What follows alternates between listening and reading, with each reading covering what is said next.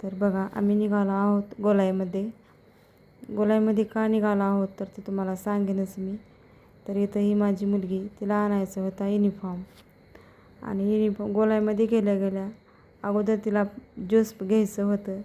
आणि तेही ज्यूस कोणचं तरी चॉकलेट ज्यूस. तर आम्ही तिथं बसलो होतो जाऊन. तर बघा हे ज्यूस वगैरे घेतलं. तिला घेतला चॉकलेट ज्यूस आणि आम्ही घेतलो पायनॅपल म्हणजे मिक्स ज्यूस. मला तर काही घेऊ वाटत नव्हतं ज्यूस, का तरी थंड वगैरे मला काही जमत नाही आणि बाहेरलं पेनही मला तेवढं काही आवडत नाही. तसंच घेतलं होतं घोट.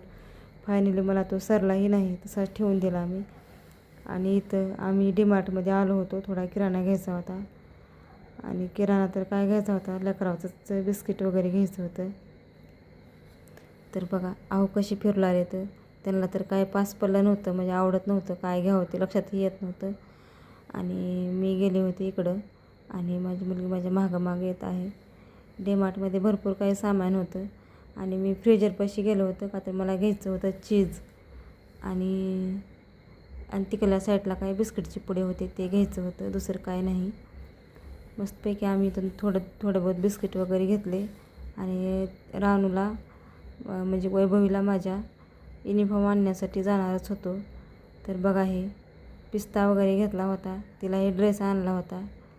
आणि घरी आल्यावर अहो काय साईडला लगेच मुरगळून पडले होते, का त्यांचे पाय खूप दुखत होते.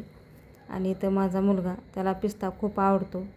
त्याने शेंगा फोडून खाल्ले आणि पिस्ता खात होता, तरी खाऊ द्या म्हणलं. तर बघा हे एवढं सामान आणलं तरी हे 1100 रुपयाचं सामान होतं. खूप अहो तर थकले होते, महागाई खूप झाली आहे म्हणून.